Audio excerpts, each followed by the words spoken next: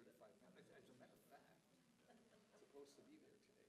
Well, we do, it's a fully secure online vault is what it is. It's between us. Any of that, all due respect. But this is what my wife does. Yeah. She does, she's in security.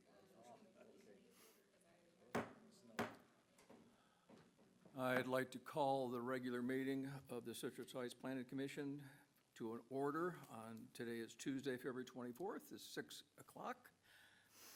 Can we have the flag salute, please? Scott, would you please lead us? Absolutely. Please join me in the Pledge of Allegiance.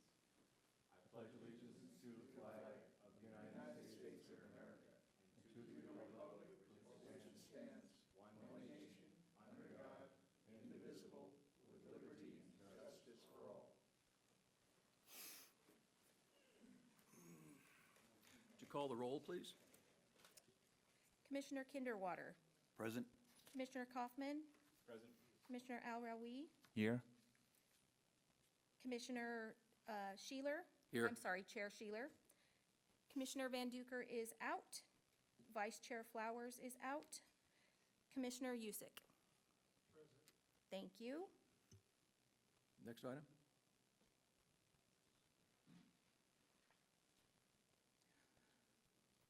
It's now time for the consent calendar. We have one item on the consent, which is the minutes of December 9th, of the December 9th meeting. Does anyone on the commission or the public wish to pull an item for discussion? Hearing none, have a motion? Motion we approve the minutes for your last meeting. I second. All those in favor? Aye. Opposed? Next item is public comment. This portion of the agenda is available to the public to address the planning commission on any issue that is not on the agenda. There will be a 3 minutes per speaker. If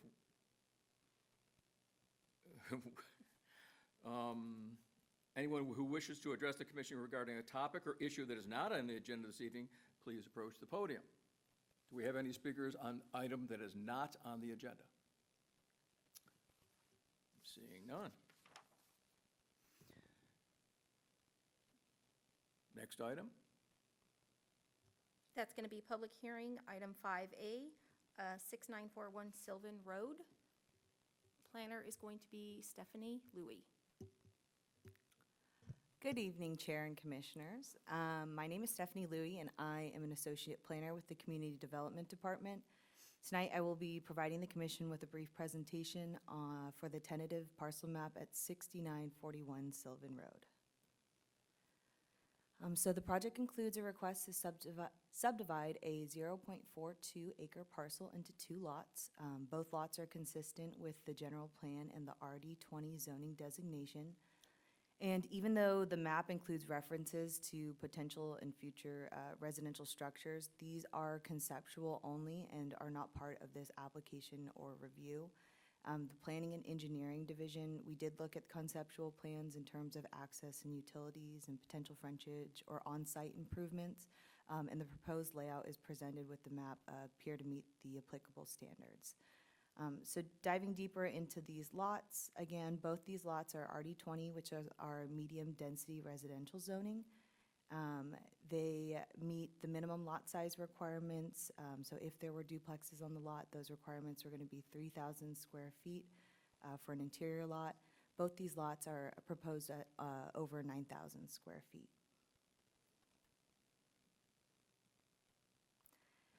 So for the property characteristics, there are no unusual topographic features. The site is generally flat with no regulated intersensitive habitats, which include creeks, flood zones, etc. There's one eucalyptus tree on the property, but a eucalyptus tree is not protected species within the city. And again, this property is located outside the FEMA 100-year flood zone. That's basically the presentation. And in conclusion, the project does meet the requirements to be considered a minor division of land exempt from CEQA. We do meet the It's consistent with the general plan and the zoning code requirements in terms of size and proposed development. Even though there are none, it would meet and be consistent with our zoning requirements. And to reiterate, yeah, there is no development at this time. And any future development will follow the required permitting process through planning and building. Here are the recommended motions. The project has been routed to all partners and service agencies, and the conditions were listed in the staff report as Exhibit 1A. And then our staff is present tonight, and I believe our applicant, yes, is present as well, if you have any questions. I would just add that the commission received an email from the vet's adjacent property with a number of petitions signed, and that's been provided to the commission tonight for their consideration. Commissioners, you have any questions? I do. I did note under the conditions, could you go back to the map? Where, and show me where on the map this reference 12,000 kV SMUD line is?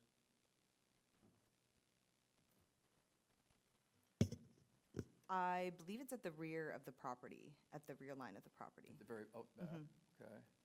I did notice that one of the requirements, of course, is to provide access for up to a 26,000-pound vehicle, you know, to access that line. I see that, of course, the driveway is paved up, but it would appear paved up to a point, and so that provides, I mean, again, I know this is conceptual. I mean, I understand that. But like I felt that there probably were a number of requirements relative to SMUD utility or utility, the 12,000-volt line or other utilities that I thought there was quite a bit there, you know. Yeah, these are typical for SMUD. They're typical standards when they propose, when there's a proposition for a map. These are usually their requirements for access in general. You know, even if when the proposal is submitted to building, it could change based on design, and SMUD will still review the project with the proposed access requirements to their facilities if needed, and that can be done in the building permit phase. And just to confirm that I am correct, we're talking 2 duplexes and Per- two ADUs? Proposed for now, yes. 1 duplex on one lot, 1 duplex on the other, and then a possible ADU. Okay, all right. I have another question. Again, about the access concern to Lot 2. We'll eventually need to take access through private easement, Correct. Lot 1. And how is the planning department trying to, does that align with all the regulation the city has? And the second question is about fire truck.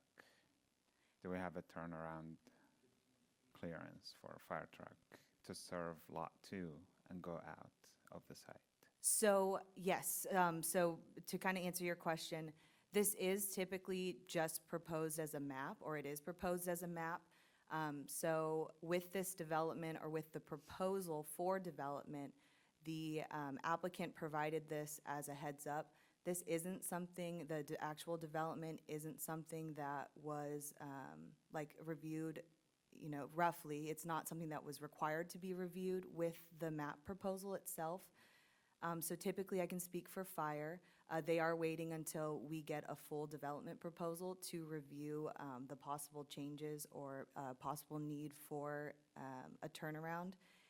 And it was clear from the fire, it was specifically asked that they are waiting till development, because these could initially, they could change over time. And then engineering did look at access requirements for that private access easement, and they do, as they are now, meet our requirements. Any other questions? So the lot tonight, or the question tonight is just for the splitting of the lot. Correct. It's just for the split, and that's why on the map it does say that this proposed development, that's not a part of this review. They did provide that as a possible example of what could be developed on the lot, but we are simply just reviewing the map itself. And if it meets the general plan and zoning requirements. Any other questions? Okay. Therefore, I'd like to open public comment. To understand, public comment is exactly that. It's comments from the public. We are legally prohibited from having a back and forth conversation with you. So with that, I'll open the public comment. I would like to say that the applicant is here, and if they would like to say something, they usually get the opportunity. Okay, yeah, we can go to regular public comment. All right. I have 2 speaker cards. Again, if anybody has come in that would like to speak, please fill out a speaker card in the back and then pass it up to the secretary in the front. Paul?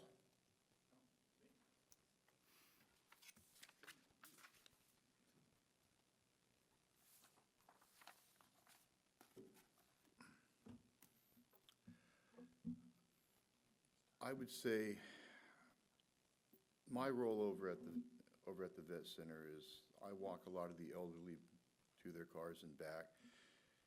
Parking is a major issue. I don't know what to say. The oldest person we have is 92 years old. Average age, I want to say, is probably around 80. And this is a special place. This is a place that nobody makes one penny there. It's all volunteer work. And they charge $6 for a lunch. If you don't have the money, you still eat. These are things, once we lose these things, I mean, we need some kind of space. If there can be any kind of something worked out with the new owner for some extra parking for us. I'm not trying to say the man doesn't have a right to do what he's doing. He does. But how injurious is that going to be for the vet centers, is my concern with it. And that's all I really got to say is that, I'm heartsick over it because the vet center, from what I understand, for years has been trying to, acquire the property. Then all of a sudden it's sold, and how all that went around, I don't know. There's a lot of stuff swirling over that. But I don't know what kind of authority you have this is above my pay grade here. All I'm just saying, if some kind of happy medium can be worked out to where the vet center can have the parking to accommodate the people, that's it. And even putting up a light, once again, you got 80-year-old people. They can't be running across Auburn Boulevard. A teenager shouldn't even be running across Auburn Boulevard. But that's pretty much all I got to say is we need some parking. And if there's anything this council can do towards that end, it'd be greatly appreciated. Thank you. Thank you very much. Gino Bartucco?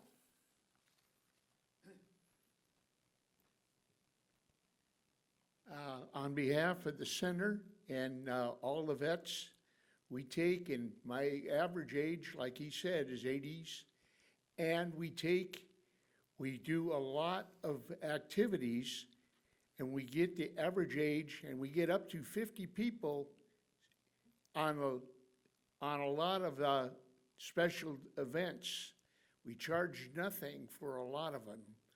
And putting them across Sylvan Road, coming across even with the light, we average about 4 or 5 squad cars, ambulances going down Sylvan Road during the day, fire trucks, they're going down, people racing down that street. You put a veteran, such as myself, who's 100% disabled, you take and you gave them a death notice. And this is what we're fighting. We feel that give us a chance to take and at least use part of that parking for our center. We have events. I brought a calendar of what we take and we have during the month. We take and we do a lot of events. Some by different, like the Elks of Roseville, give us a meal. We had a meal just a while back. We have different ones. The Ben Ali Shrine comes up free of charge and performs at our dinners. We had a Valentine's, we averaged 50 people. A lot of them in walkers, crutches, and canes. Don't spit on us like we did when we came back from Vietnam.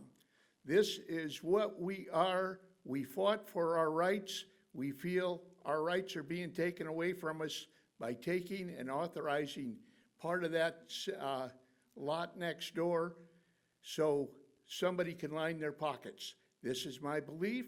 This is what the center represents. Veterans such as myself and all of us who are veterans. We deserve a voice and we deserve a chance to come back and put that, if they go back and put it up for sale, give us a chance to take and see what we can do to purchase that. Don't put us across the street on death row. Even with a light, I've sat in my car, watch people fly down that street.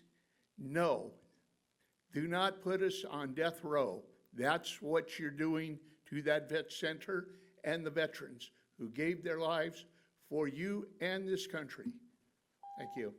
Thank you.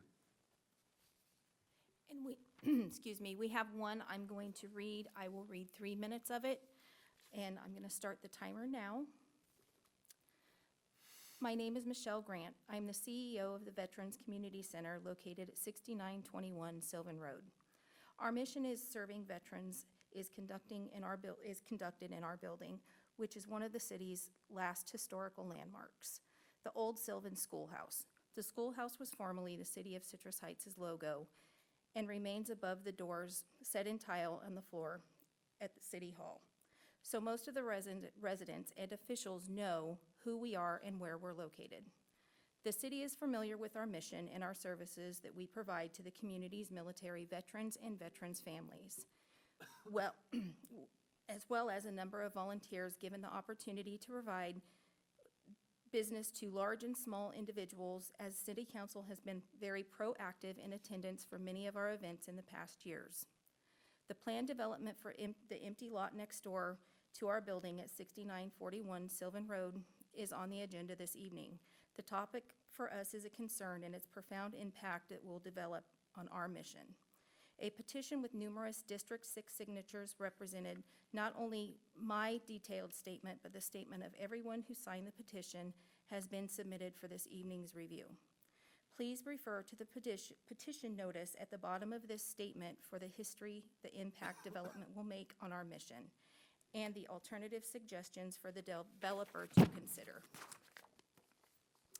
A representative of so many voices and myself, I empathize with the organization, has no ill intent in interfering with the development of the plan of the owner.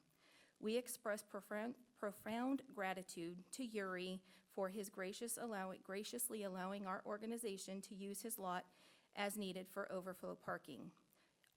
Our request is simple: to develop elsewhere to allow the center to obtain a lease for the lot of parking needs. So we may consider with our mission in serving with the military veterans and families. He has a lot available located at 4808 Nebraska Lane in Fair Oaks that he's willing to negotiate as an alternative development site. Without adequate safe parking, our mission stands to default on so many events, including veterans' celebrations of life, multiple collaboration and efforts with several organizations, alliances, and friends of the center throughout the year. Below is a few items and a few participants that we'd like that provide service for food for our veterans. I'm not going to read that whole list for sake of time.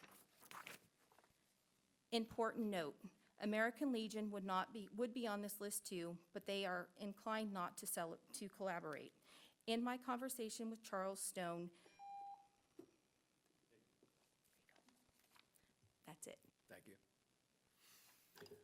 No one else wants to speak?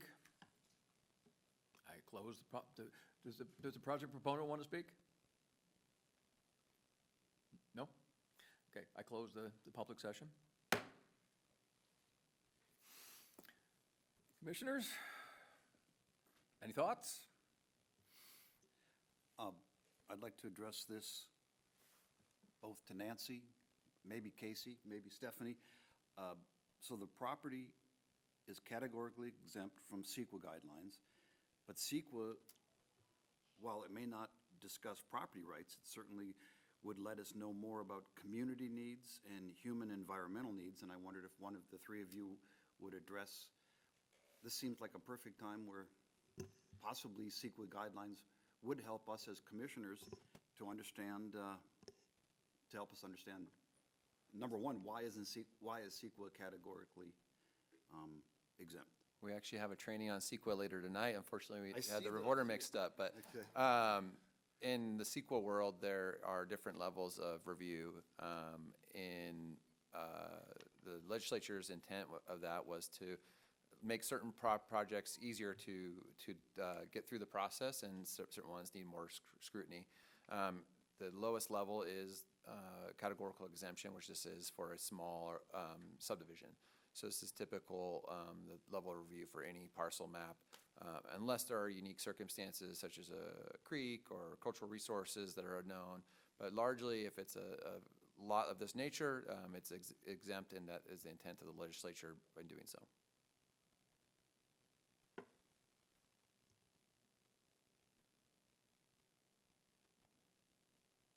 I guess this might be a open meeting question, but are we allowed to speak to the letter? Can we talk about the letter? Is that allowed?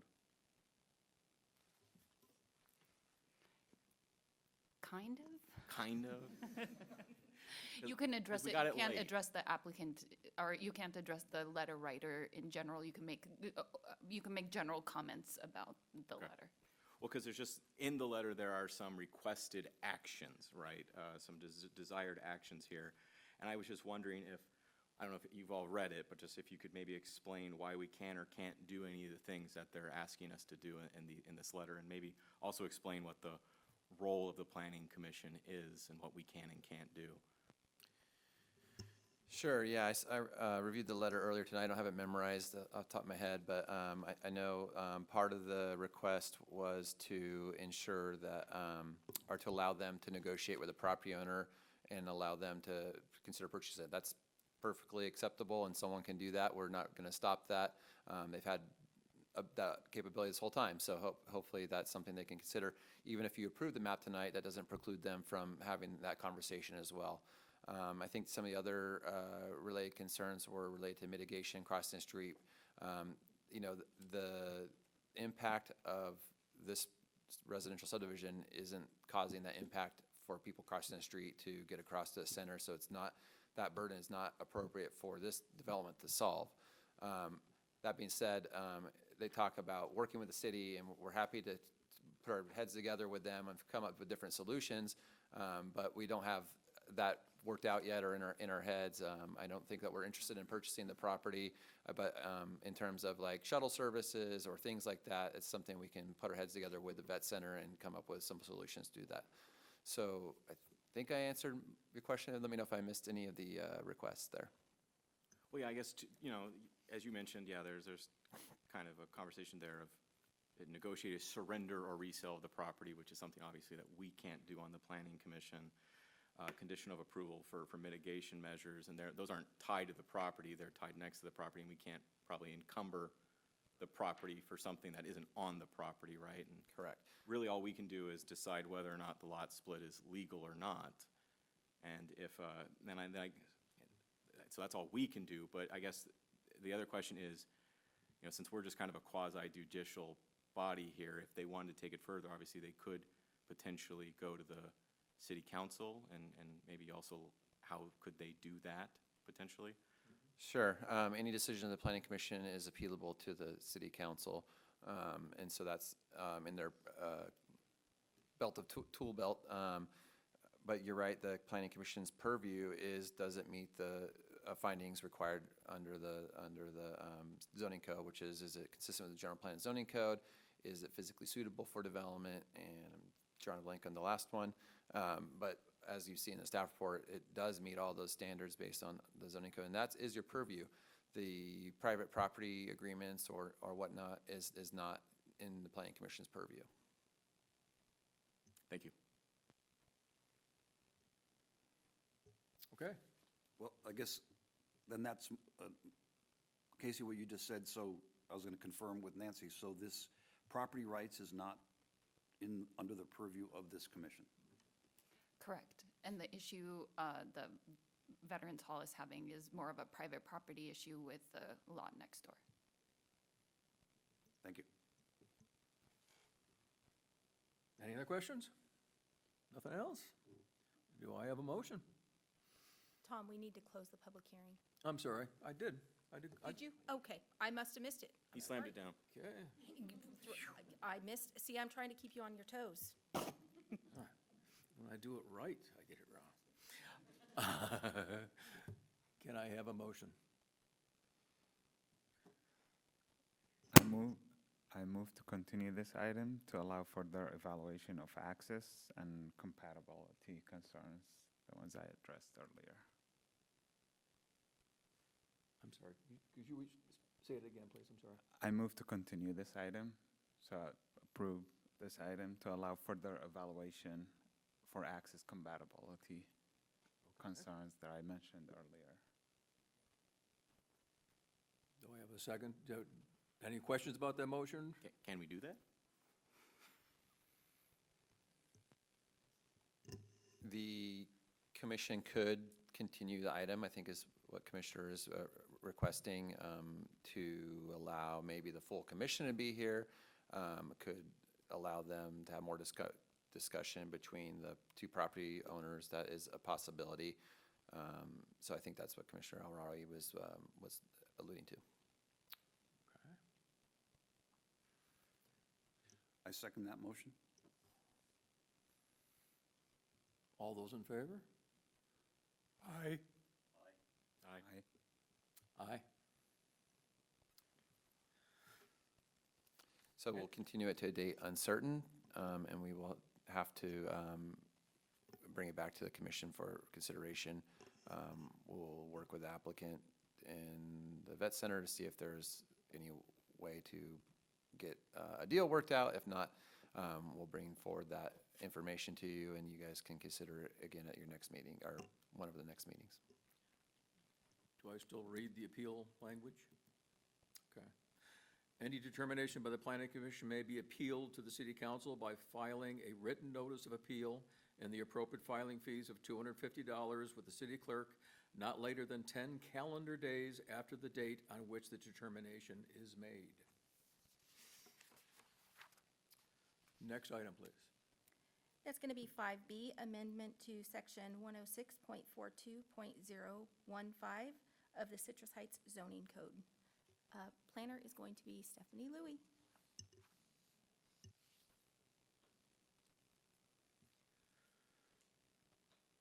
All right, this is my second act, and I still have another one after this, so. All right, so again, I'm here to present the changes to section 106.42.015 of the Citrus Heights zoning code pertaining to accessory dwelling units and junior accessory dwelling units.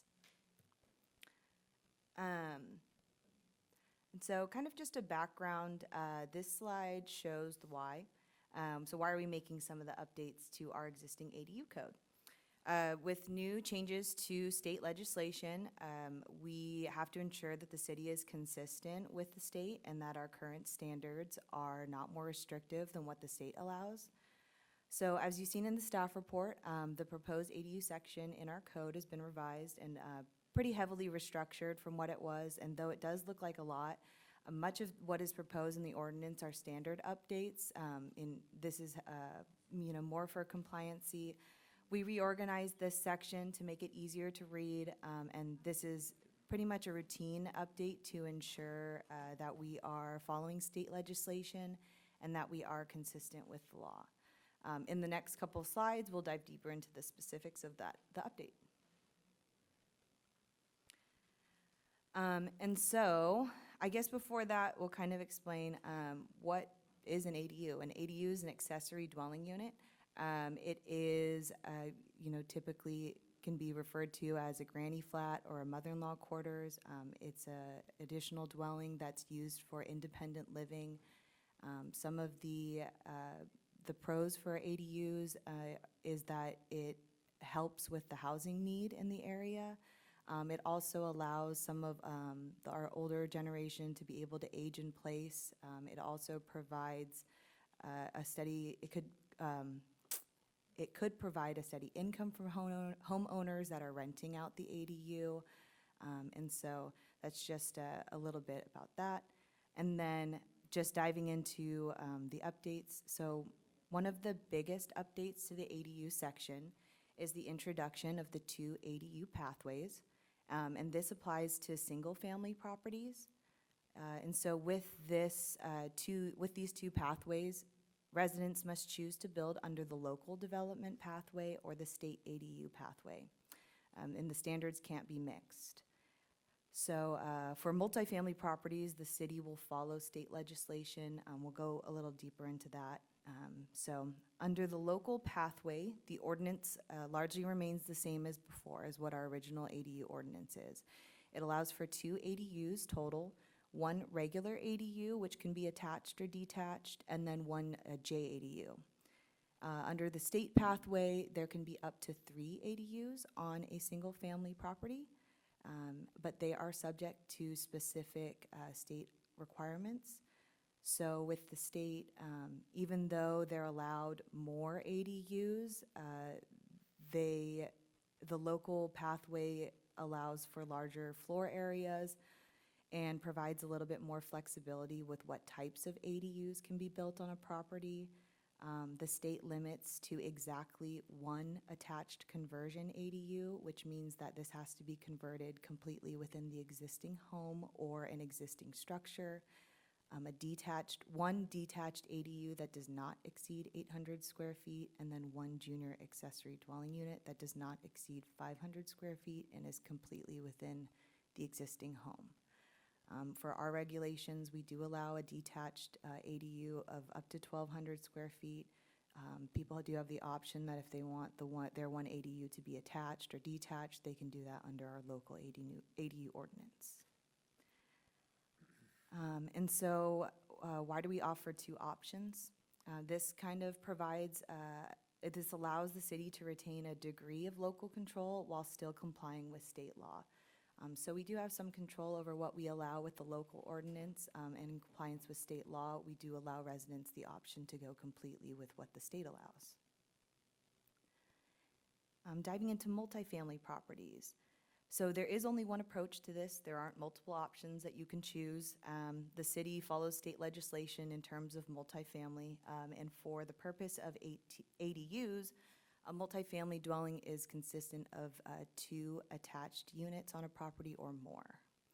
And so a key distinction in this proposed ordinance is between new multifamily developments and existing multifamily developments. Proposed multifamily developments may include up to 2 detached ADUs, and existing multifamily developments may include up to 8 detached ADUs, as long as the number of ADUs does not exceed the number of existing units. And then lot coverage requirements will continue to apply. So if you have a duplex on your property, you can have up to 2. You can't have the full 8 because that would exceed the number of existing units on that property.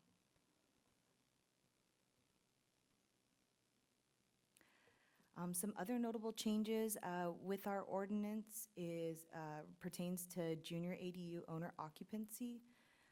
And so now in most cases, owner occupancy is not required unless the junior ADU shares a bathroom with the primary dwelling. In most cases that we've seen, they usually have separate facilities. And then if ADUs are built within existing garages, replacement parking is not required as well.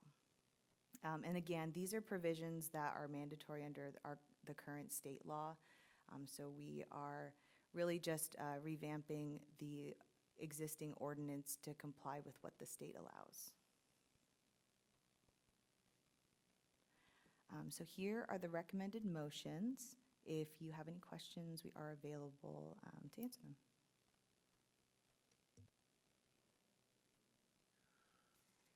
Okay, all you ADU experts, you have any questions? Not a question, just clarification. I did see 1,200 square feet for ADU. That's detached. It could be detached, and that's through the local ordinance. We allow up to 1,200 square feet for a detached, while the state only allows up to 800 square feet. For the attached unit, it's 60% of the existing dwelling, so if you have 1,000 square foot ADU, you can have 60%, or 1,000 square foot primary dwelling, and you attach an ADU, it can be up to 60% in size of the primary dwelling. Or it could be 850 square feet for a studio or one bedroom, or 1,000 square feet for a two bedroom, whichever one is greater. But Thank yeah, you. 1,200 is for detached. Thank you. Any other questions? None? Do I have a motion? Sorry, Chair, you got to open public comment. Oh, sorry. Open public comment. Any comments? No comments. Close public meeting. And I'll, just, the commission can say move motion 1 and move motion 2, and you don't have to read verbatim unless you really, really, really want to. All right. Do I have those kinds of motions?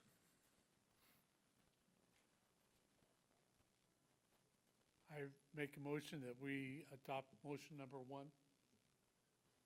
Do both at the same time, or just one? Both at the same time? Paul. Motion 1 and motion 2, correct? Come on, button. Adopt motion 1 and motion 2. Second? I second.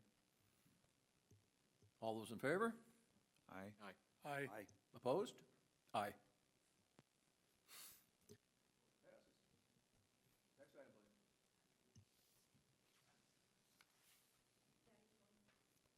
That's going to be item 6A, General Plan Annual Report. And that will once again be Stephanie Louie. This is my final act tonight, so I hope you've enjoyed listening to my voice for the last 30 minutes. But this is a good one. This is our 2025 General Plan Annual Progress Report. Like in the title suggests, it is an annual report. We are recapping how the city has accomplished its goals and policies that are outlined in the general plan. And so for those of you who are new, this presentation will kind of serve as an introduction to what the general plan is. And those of you who are returning, you have heard this probably every year since you've been on the commission. But to break it down, the general plan consists of 66 goals and highlights policies and actions to meet these goals. The city is required to review the general plan on an annual basis and submit its results to the state. And this is done through the annual progress report. So it is important that the city completes and submits the annual progress report as it is required by the state. But it is also a requirement for approval of a majority of grants that we apply for. They do take a look at our annual report when we do apply for these grants.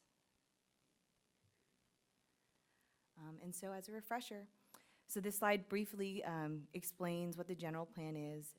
Again, it serves as the city's statement of its vision for the future over a 15 to 20-year period. The city's first general plan was adopted in November 2000, and then updated again in August of 2011, where we incorporated goals and policies for climate change, water quality and flooding, and complete streets. So the city has updated the general plan since then, sometimes to include compliance with new legislation or to update or revise the goals that were made almost 20 years ago to ensure that we are up to date with the city's current vision. The general plan contains 7 required elements that pertain to land use, circulation, and housing. And then in this one, we are focusing on the housing portion, which is the housing element. So the housing element is one of the sections of the general plan that does require some special attention. It does serve as the framework for adequately addressing the community's need for housing. And one way that this is accomplished is through a regional housing needs allocation, or RHNA, which is a state mandated process. And under the system, the Department of Housing and Community Development, or HCD, they calculate the total number of new homes that a jurisdiction must construct across different affordability levels. And the annual progress report functions as a way to demonstrate how the city is fulfilling these allocations. This slide shows our progress made in meeting our RHNA goals throughout the 8-year planning period. This period is from May 15th, 2021 to May 15th, 2029. So I want to highlight some of the exciting things in here. So Table 2 shows that our housing allocation within this period is a total of 697 units. We have made significant progress over this, this period of time. With currently, we have 637 of those 697 total units. So we only need 57 units within the next 3 years. I'd also like to highlight that we exceeded the housing unit goals for the low-income category, and this is due to the success of our ADU program. And just to highlight that, in our general plan and goals, the city had hoped to approve 100 ADUs during this 8-year planning period. And I can happily report that as of this year, we have issued a total of 157 ADU permits and have met our goal, met and exceeded our goal.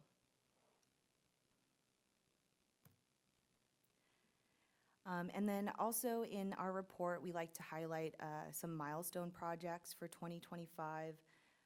So some of these include the Arcade Cripple Creek Trail. We are working on extensions to our trail system network with a Sylvan to Stock Ranch extension and also a Mariposa extension. Auburn Complete Streets Phase 2 project was initiated, and like in the first or second slide, I mentioned how in 2011, we added one of our, goals to the general plan that included complete streets. So it's kind of nice to see one of those goals, being worked on, and we anticipate that we have completion in fall of this year. We're also introducing Gateway Activation Project that connects our trail system to those for the city of Roseville. And then we also achieve some goals with the Citrus Heights Cares, which is a comprehensive toolbox to achieve cleanliness and pride through litter and weed abatement. And if you've seen our city in the last couple of years, there's a big difference. So we have a lot of pride in that. So you did receive a copy of the 2025 annual report, which highlights the year's progress towards the goals within the general plan. And this report will be forwarded to the City Council for final review and approval prior to being submitted to HCD by April 1st. So again, this progress report is required by the state and is a requirement of many grants that the city applies for. And here is the recommended motion. Again, we're happy to answer any questions.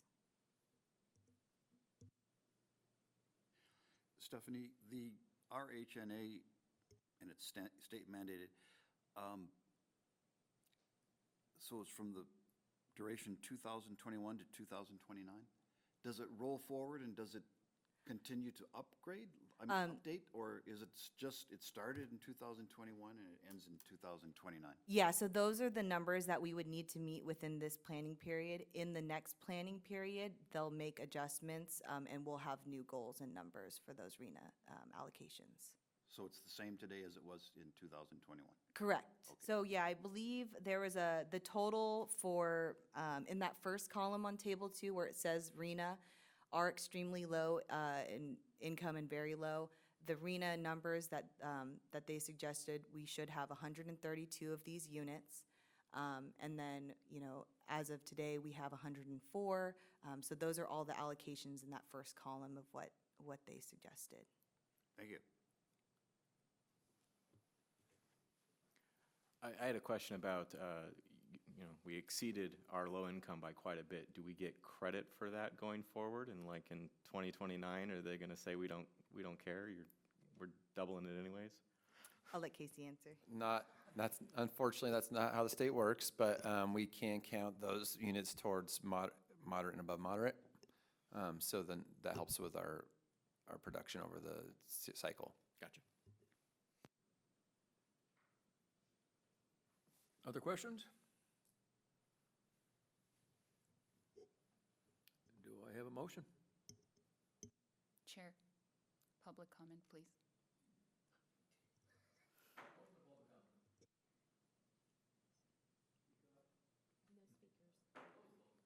Thank you.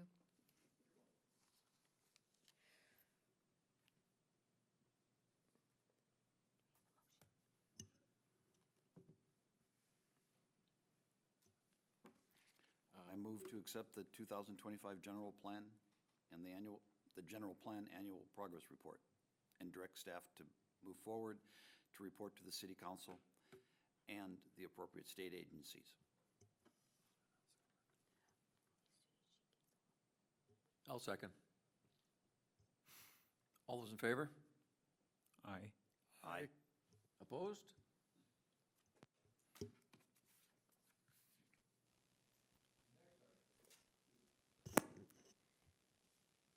General correspondence and presentations and reports from city staff, and Casey is going to give a presentation on, or the training for CEQA. So as Commissioner Kinderwater mentioned and dove into, there's a lot of nuance to CEQA, and it's something that our team has to deal with on a daily basis. We have this commission, I think all but one of you are still newer, and maybe haven't seen CEQA documents too much in the past, so we thought it'd be a good opportunity. We have a couple of things coming up that we'll have some CEQA documents, so just wanted to go over those for you so you're better prepared for when they're in front of you. So CEQA is the California Environmental Quality Act. It is a law that was put in place in 1970 to require development projects to be reviewed for potential impacts to the environment. You can see this lovely flow chart. Don't look too hard at it, and there's more to it than that. It's a very robust set of law that was based on case law and other, every year there's new laws added to it, so it's constantly something we have to keep on top of. But our job is to make it easy for you so you have a document you can feel comfortable with and reviewing projects. So a lot of people think CEQA, the purpose of CEQA is to kill projects, and that's not true. The purpose of CEQA is to disclose potential environmental impacts. It provides information to public agencies, allows the public to understand the impacts of decisions of the city, and identifies ways to avoid adverse impacts to sensitive resources, and then also identify alternatives to proposed projects. So the first thing is it a project? And there's a whole law on what is a project and what's not a project. But I won't bore you with that, but if there's a project exempt, if it's not a project, it's exempt, and then if it's not exempt, who's the lead agency? So most of the stuff that you're going to see from us, the city's the lead agency. Sometimes there's multi-agency projects where we have to figure out who's on first, but most of the stuff you'll see is city will be the lead agency. So as I mentioned earlier, there's kind of a hierarchy. We'll start with the path of easiest CEQA review is a statutory exemption, and those are, the legislature clearly states that there's no need to review it. So those are ministerial projects where there's not an action by the quasi-judicial so either the planning commission or the council. It's done at a staff level, so like issuing a building permit or business license, work during an emergency. Those are, we're not even going to look at from an environmental perspective. And then there's categorical exemptions, and those are added to every couple years and every so often, and there's different exemptions that they're not an absolute, so like there's still, if there is, you're building on something on a parcel and it has a creek or trees or sensitive habitat, you don't get a free pass. You still have to kind of dive into the details and make sure that exemption still applies. So tonight you saw one for a parcel map. There's a minor land division option there. And there's no exemption for projects with cumulative impacts or reasonable possibility of having an impact. So again, like if you can look at a project and be like, wow, that's really going to mess up that creek. We're going to have to look at on biological side of things and hydrological side of things if there's a potential impact. These are common ones you'll see.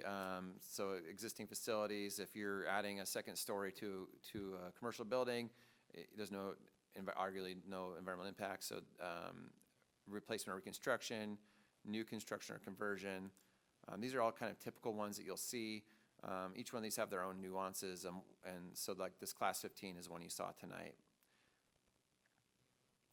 So if you don't qualify for an exemption, you kind of go into a new category, and that is determined by an initial study. That is a document that you'll see that discusses the setting, so the physical and regulatory requirements impacting a project, identifies impacts of projects. So if the project's going to create a bunch of additional traffic trips, what is the impact on our roadway? Or if it's going to take out oak trees, what is the impact to those oak trees? So all these different categories.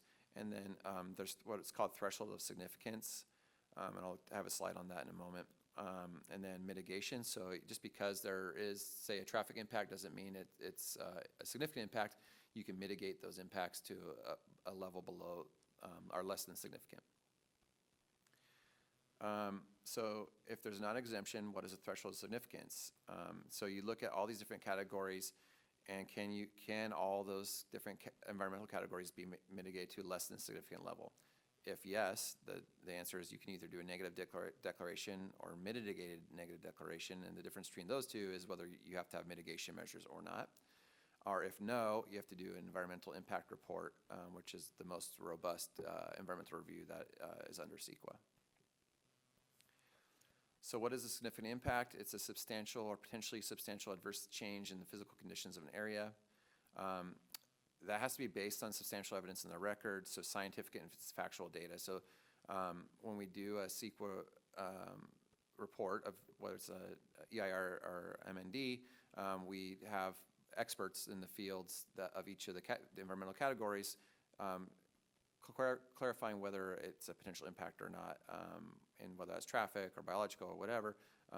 It's based on scientific and factual data, not really feelings. Significance normally is measured against existing conditions as the baseline. An EIR is only required if a fair argument exists the project may have a significant effect on the environment. And again, this is based on science or data that is supportable. It's not based on conjecture or anything along those lines. There must be substantial evidence in the record, which is required to be from experts. So what is mitigation? Mitigation measures are used to prevent or reduce or control adverse environmental impacts.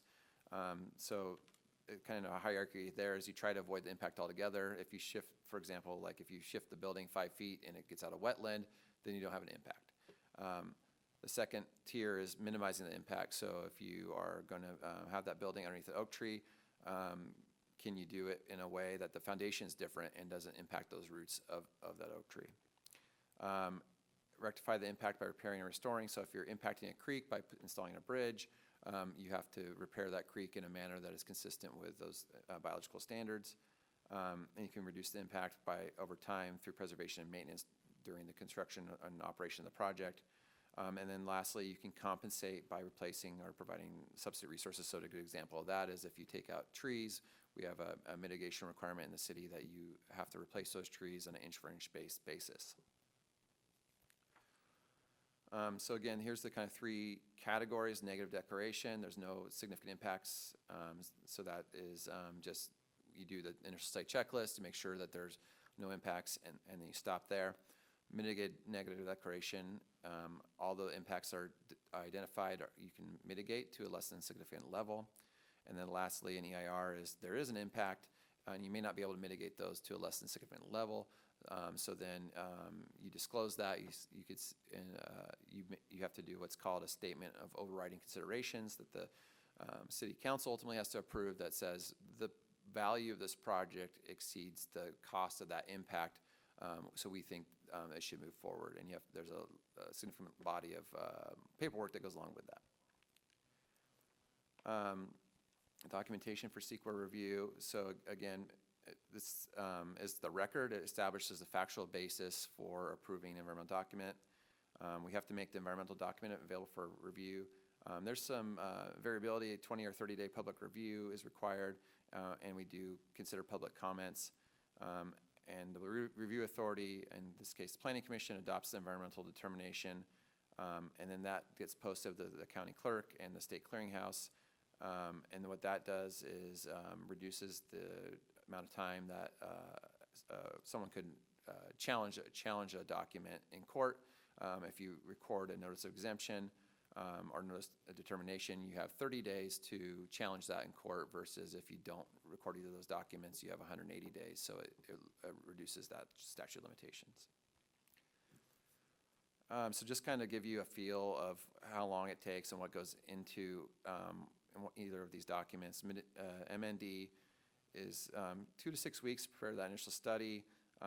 You have to do special studies. So what we would do is look at the property and evaluate, is there any visibly any sensitive issues, whether it's wetlands or known cultural issues or anything along those lines, or is it going to be prone to noise impacts? And then we do special studies to evaluate those impacts and explain yes or no, there's not. Then we do the 20 or 30-day public review. So total, it could be a few weeks or to 3 months or more, and the cost can be around $30,000 and up, depending on the amount of special studies. If there are no special studies required, it's mostly just a staff level. But if the special studies, that's when things start to get costly. Work is performed by an environmental consultant hired by the city. We don't allow developers to hire their own consultant. We do that on our own, so we have kind of arm's length control over that, and the cost is provided by the applicant. Let's see. So that the next hierarchy on here is an EIR. I'm not going to spend a lot of time talking about. We don't do a lot of EIRs, but those are quite costly. They're probably run in the range of $300,000 to $500,000, depending on the scope of the project. So we try to avoid those if we possibly can, but you can't always do that. So that is CEQA 101 in a nutshell. Nancy, did you have? Yeah. I would like to emphasize a little bit. So as planning commissioners, you guys get a lot of projects in front of you that have like CEQA documents kind of attached to it. And what I really, really want to emphasize, and Casey kind of touched on it earlier in this project, anytime there is a CEQA kind of document attached to the project, it does not kill the project at all.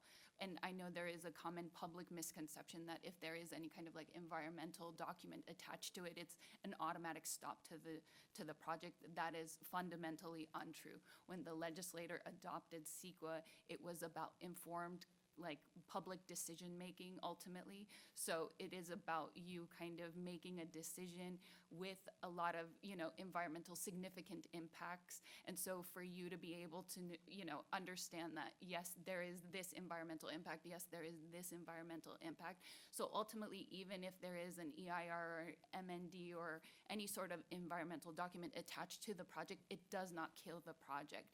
It's just about you having informed decision making kind of authority, basically. So I really want to emphasize that point, because there is that common public misconception that because there is environmental impact, all of a sudden the project has to stop.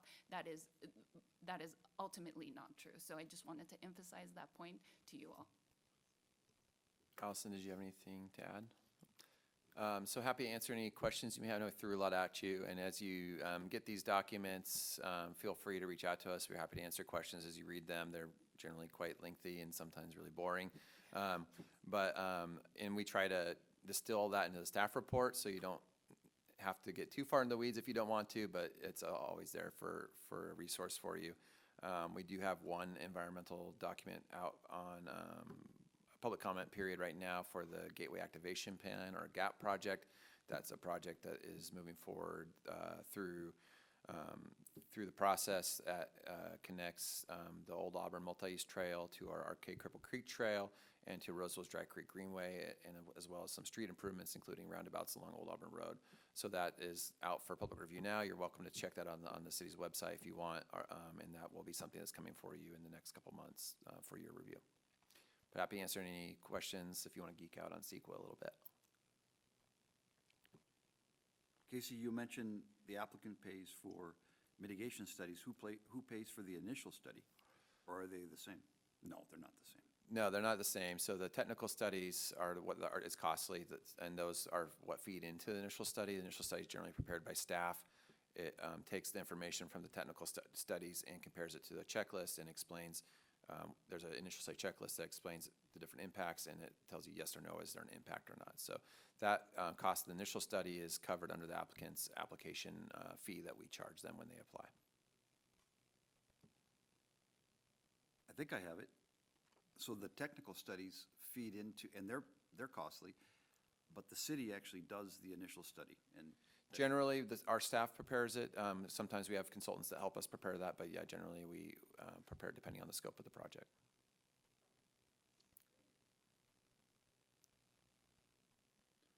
I've seen some documentation about the Old Auburn and that northeast edge of the city. They're having a meeting coming up in a couple of weeks. I was looking to attend that meeting. Is that a problem? It is, you're welcome to attend it, of course, as a commissioner, but it's very important that you don't express any feelings or thoughts or suggestions of, I really support this, I really don't support it. Keep my mouth shut. You're welcome to attend, but we wouldn't want to do anything that would preclude you from being able to take action on that item. I would recommend, if you felt the need to communicate any sort of feeling, do it as a resident of the city and don't say you're a planning commissioner.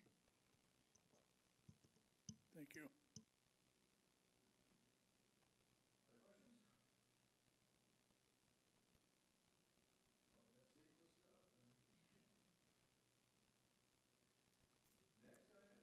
That is going to be item 7B, and that is selection of chair and vice chair.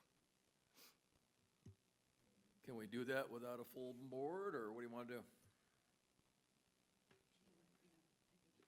I think it might make sense to wait till we have the full commission to do that, so we can continue that to the next meeting. Okay. All right. That's it? That's it, Okay. sir. That being the case, I open the public hearing and I close the public hearing. We've reached the end of our meeting. I say close this meeting at 7:02. Thank you. Thank you.